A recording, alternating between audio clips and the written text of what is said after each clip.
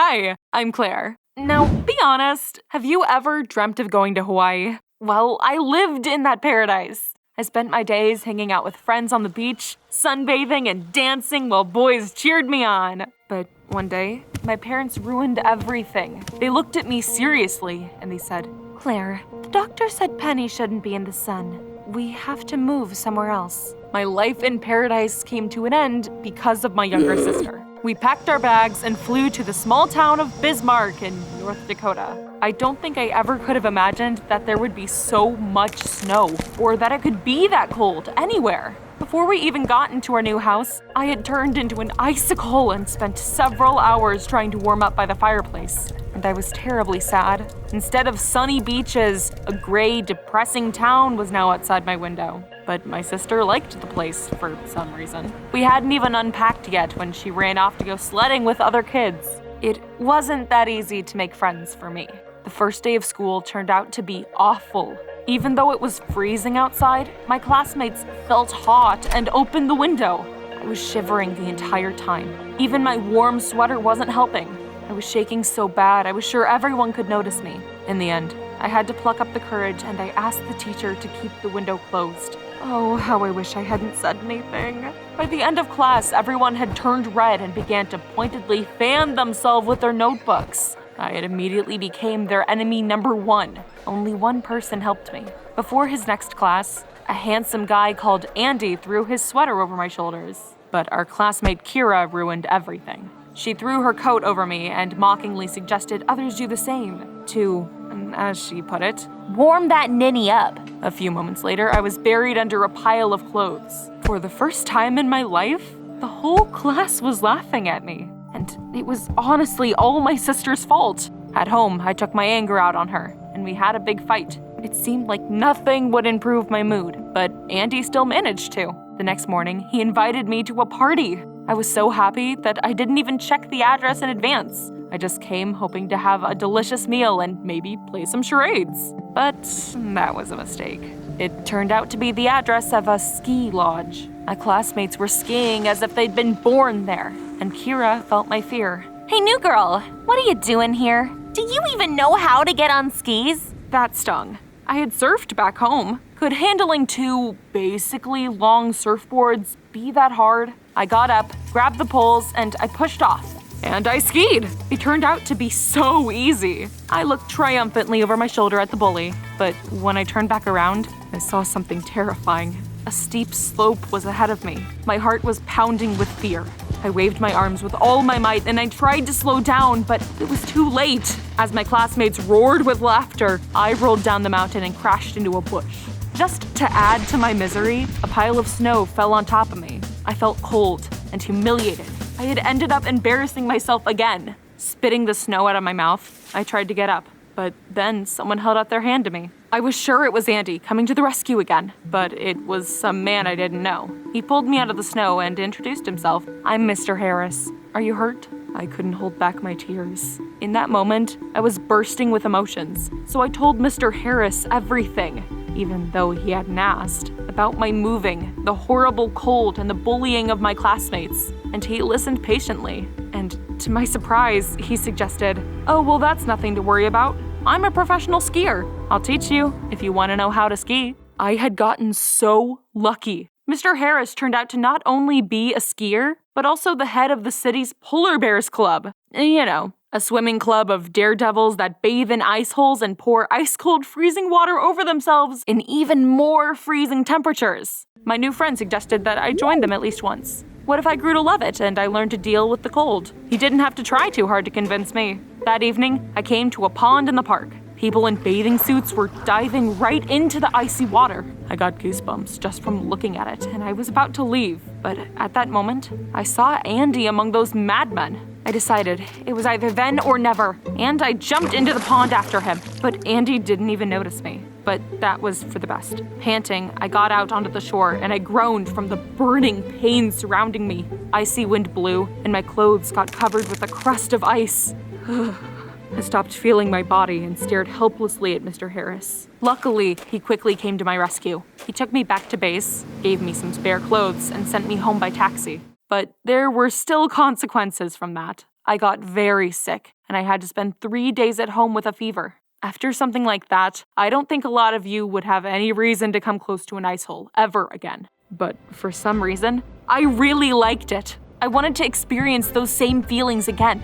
Once I recovered, I decided I'd try one more time. Only now I was gonna follow the actual rules. Under the strict guidance of Mr. Harris, I got into the icy water and started breathing just like he told me to. My fear disappeared. I relaxed, took a dip, and obediently got out of the water. Just imagine, I didn't even feel cold. On the shore, I wrapped myself in a towel and I looked around. Unfortunately, though, Andy was nowhere to be seen. But other guys had seen my success and clearly they liked it. Oh, I'd really missed those admiring glances. That day, I realized what I would have to do to get them again, because now I was in the north. I would be using my flawless figure and my courage.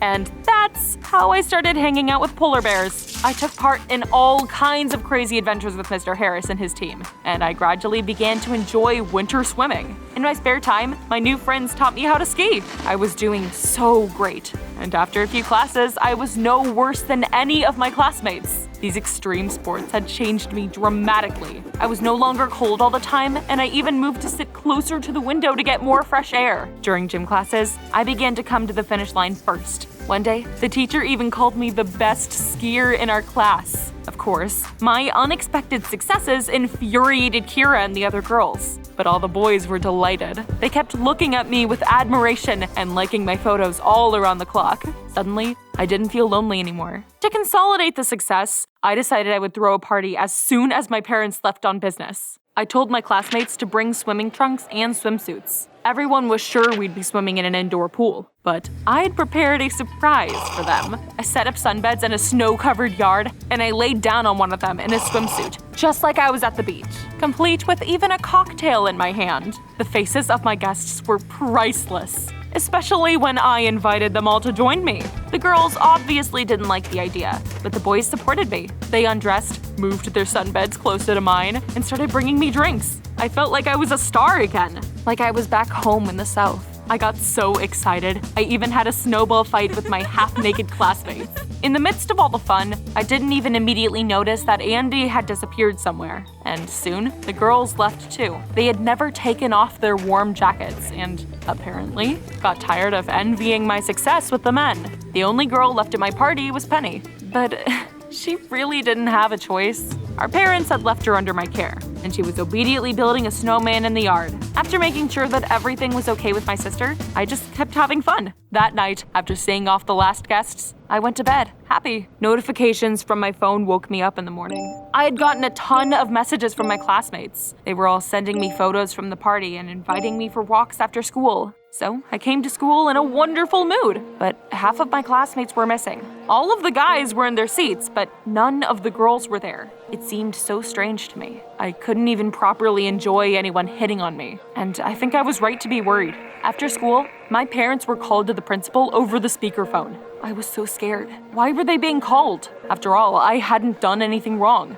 Mom and Dad hadn't even returned from their business trip yet. So I had to call Mr. Harris and ask him to pretend to be my dad. When he arrived, we walked into the principal's office. Angry parents of my classmates were sitting there, and when they saw me, they began to demand the harshest punishments possible for me. After everyone had calmed down a little bit, the principal explained everything. Mr. Harris, your daughter's behavior has been unacceptable. Yesterday, she invited her classmates over and convinced them to walk around in the cold wearing swimsuits. Claire wouldn't let the girls into the house even though they were completely frozen. Now they're all sick. I couldn't stand it. What? That's a blatant lie. None of them even took off their coats. This was all a setup by Kira. She just doesn't like me. But the parents didn't believe a word I said. Fortunately, Mr. Harris handled the conflict like a pro. He calmed down the mothers and promised to punish me so seriously that I would never ever think about pulling such a stunt again. After leaving school, I thanked my savior. He offered to give me a drive, but after everything that had happened, I decided I would take a walk. I couldn't wait to tell my sister everything.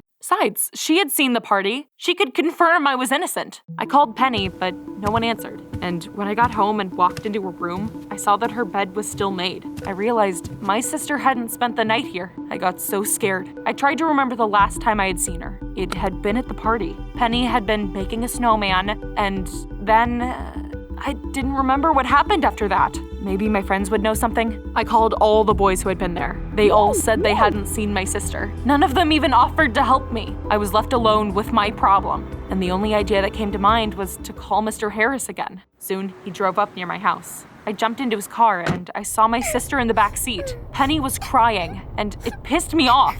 Where have you been, you little monster? I tried the door, but it wouldn't open. Mr. Harris suddenly hit the gas. I felt uneasy. In the rearview mirror, I saw Andy standing outside my house. It was all starting to feel really weird. I took out my phone to call my mom, but Mr. Harris grabbed it from me and stopped the call. That's when I began to get really scared. I asked where he was taking us and why.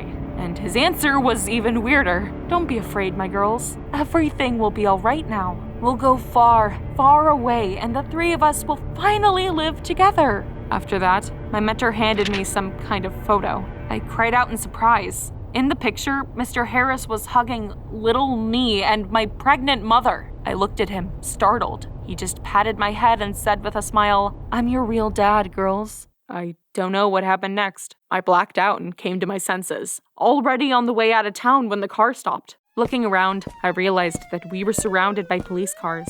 The cops pinned down Mr. Harris and brought Penny and I to the station, where we finally met our parents. And, of course, the first thing I did was ask about Mr. Harris. What my mother told me turned my life upside down. He wasn't lying. John Harris is your father by blood. When you were very young, your dad was a real skiing star, but he was so passionate about his career that he didn't have enough time for his family. Eventually, I got tired and I filed for divorce. But John didn't agree, especially when he found out that he would soon have a second daughter. I decided I would run somewhere far away where he would never find me. I had gathered all my things and fled south. Penny was born there. At first, there were just the three of us. And then I met someone else. We decided it would be better for you if you considered him your real dad. I was in shock. Now it was clear to me who I got my hot blood and talent for skiing from. My parents spent the whole way home trying to get me to talk, but I was lost in my own thoughts. When we got home, I said I wanted to be alone and I locked myself in my room. But soon, Andy rang the doorbell.